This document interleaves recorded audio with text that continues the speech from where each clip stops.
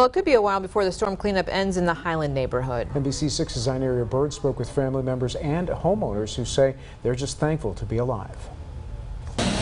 Cleanup from Hurricane Laura continues in the Highland neighborhood. Today they're just trying to make sure that we get the tree off of the house. An oak tree smashed through the kitchen and dining room of this house on Radcliffe Street. The homeowners say they were having coffee before the crash. He was explaining to me that she was there 1 minute standing next to him and the tree came down and she was gone and was under the pile of the house as it came down on her. She was taken to the hospital with a head injury. And Nia is still in the hospital. She is recovering and is, thanks be to God, going to be all right. On the other side of the neighborhood on Prospect Street, another home is damaged by an oak tree. Evora Maiden says she was walking into her living room when I immediately sat down on the couch, I heard this loud noise crackling, then boom, and that was the tree falling on the house. Her husband and grandchildren were also in the room. I moved everybody out. I told the kids to get in the closet in the bathroom because I didn't know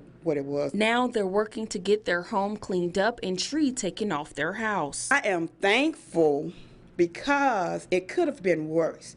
I have a floor in my attic. If the floor had not been in the attic, then we all could have been a fatality and nobody would have known. Zyneria Bird, NBC 6 News. The Canaperra Sheriff's Office is asking residents to report home damages from Hurricane Laura, even if you have insurance. The information will be submitted to FEMA to determine if our area is eligible for assistance. You'll be asked to provide your name, phone number, date of the damage, address, and answers to basic questions. Sheriff Prater said to only report residential dwellings.